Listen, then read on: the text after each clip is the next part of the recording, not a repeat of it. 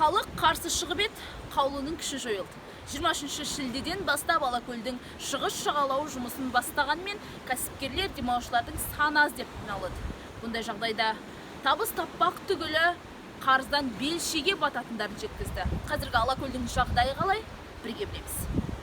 Туризм әлемдегі экономикалық кірісі ең жоғары саланың бірі. Оның елдегі экономикалық қуатын күшейтіп, халықтың тұрмысын жақсартудағы жұмыссыздықты азайтып, кәсіптену орайын арттырудағы өнімі өзгеше. Халықаралық туризм ұйымының 2019 жылы наурызда жарияланған мәліметіне қарағанда, аталған саланың әлемдік GDP-ға қосқан үлесі 10,4%-ды құрап, 319 миллион адамның кәсіптенуіне мұрындық болды. Дегенмен осы коронавирус жағдайында туризм саласы қалай өрбуде?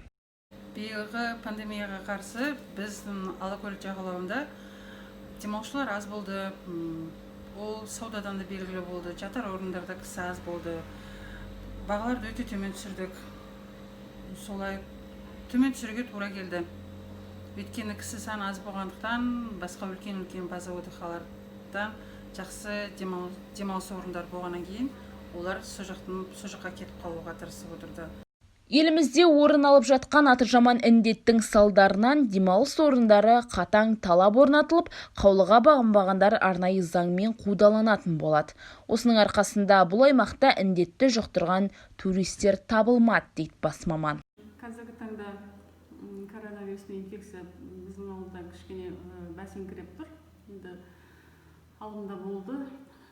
Бізде инфекционное отделение, провизорное отделение болды. Онда 58 адам пневмониямен жатып шықты. Жағдайлары жақсы, ешқандай летальный исход болған жоқ. Қазір бәсеңсіп тұр. Қазіргі таңда 1-2 адам емделіп жатыр. Біреуі кеше ауырды. Шипалы көлге жыл сайын өз елімізден ғана емес, шетелден туристер көптеп келуде. Сондықтан халыққа сапалы әрі қауіпсіз қызмет көрсету басты назарда болуы шарт. Жанерке Сағымжан, арнайы ұлттық арна үшін.